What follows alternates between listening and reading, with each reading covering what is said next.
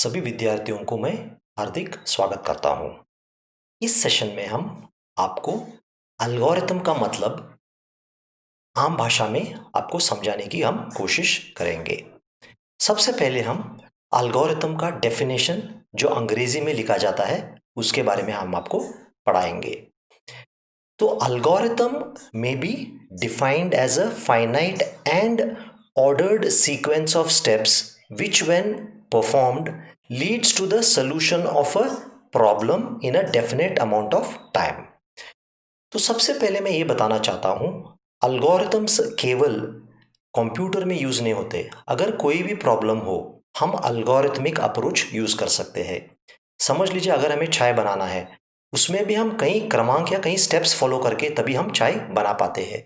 तो वो भी एक एग्जाम्पल हो गया अल्गोरिथमिक अप्रोच का। अगर आपको आलू पराठा बनाना है उसके लिए भी कोई एक सीक्वेंस होता है, उस सीक्वेंस आप फॉलो करते हैं तो उसे कहते हैं हम algorithmic approach for making an आलू पराठा। तो सबसे पहले अगर आप अल्गोरिथम क्या है समझना चाहते हो तो it is a problem solving process. लेकिन ये कंप्यूटर में ज़्यादा यूज़ किया जाता है क्योंकि कंप्यूटर को अगर प्रॉब्लम सॉल्व करना है तब आपको उन्हें इंस्ट्रक्शन डिटेल्ड में स्टेप बाय स्टेप एक पर्टिकुलर लॉजिकल ऑर्डर में देना पड़ता है।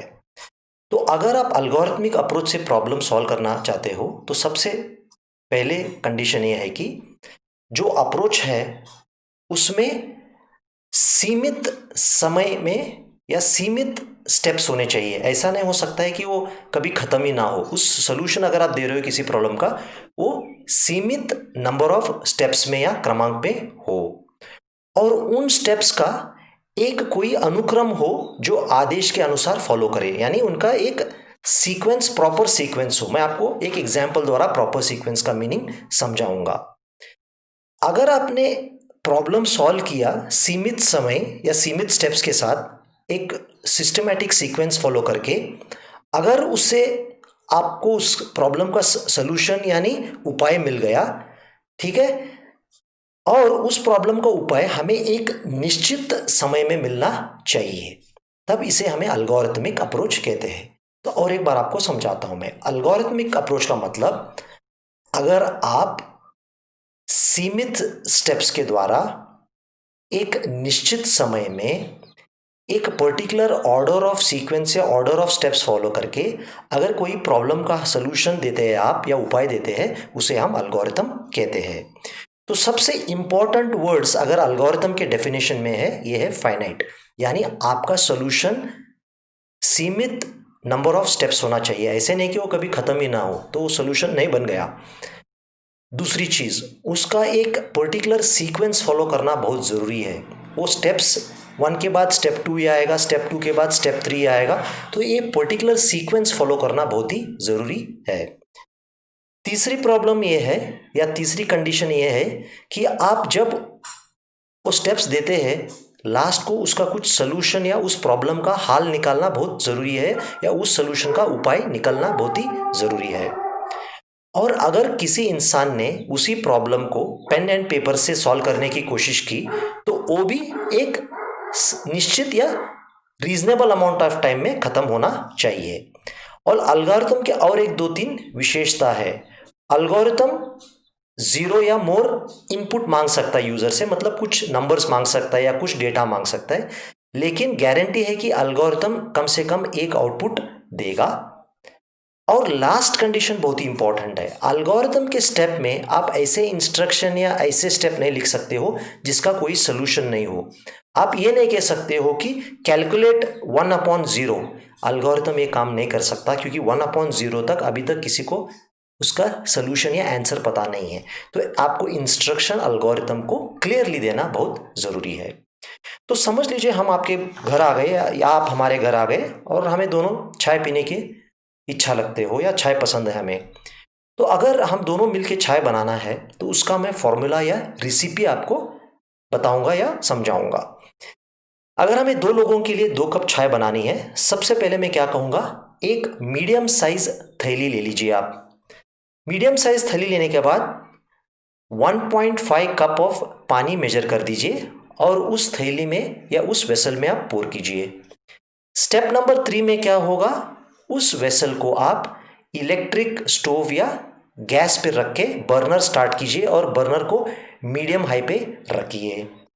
स्टेप नंबर 4 क्या होगा, आप 2 चम्मच या 3 चम्मच चाय की पत्तियां डाल सकते हैं, जैसे आपका टेस्ट, जैसे स्ट्रॉन्ग टी चाहिए या सॉफ्ट टी चाहिए उसके हिसाब से आप 2 चम्मच टी पाउडर डालिए।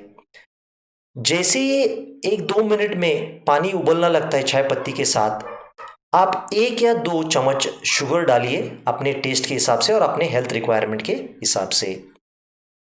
6th स्टेप यानी क्या होगा, 1 मिनट के बाद आप दूध डालिए, जैसे आपकी इच्छा अनुसार आपको टेस्ट चाहिए, अगर स्ट्रॉन्ग टी चाहिए या कम स्ट्रॉन्ग टी चाहिए।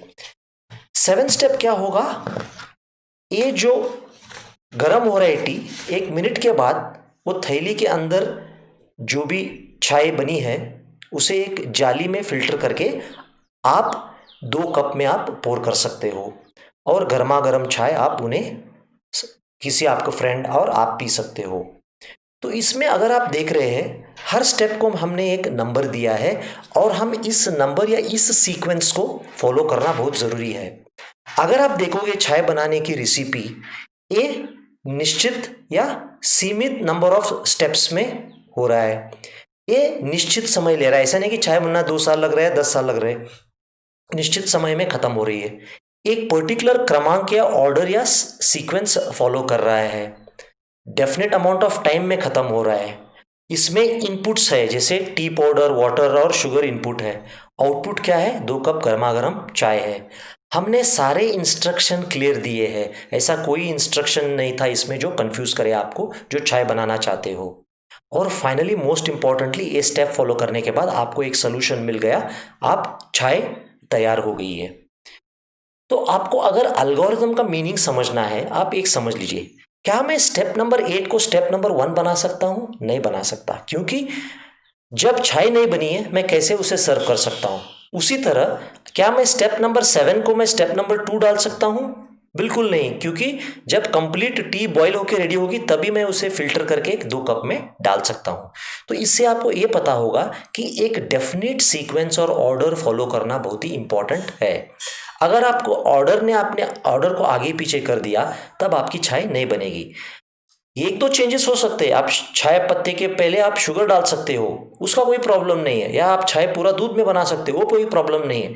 लेकिन ऐसा नहीं हो सकता है कि आप सीधे स्टेप नंबर 1 पे ही आप चाय तैयार हो जाए। तो इसका मतलब ये है कि एक प्रॉपर सीक्वेंस या लॉजिकल सीक्वेंस फॉलो करना बहुत ही ज़रूरी है।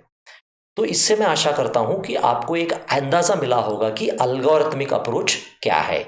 तो कीवर्ड्स होंगे सीमित स्टेप्स, निश्चित समय में सॉल्यूशन मिलना या उपाय मिलना, ठीक है, यही है एल्गोरिथमिक अप्रोच। और हम आगे वीडियो में ये डिस्कस करेंगे कि एल्गोरिथम किस भाषा में लिखते हैं, उसके स्टाइल क्या है, एल्गोरिथम और प्रोग्राम का डिफरेंस क्या है और हम एल्गोरिथम क्यों लिखते हैं। तब तक के लिए धन्यवाद।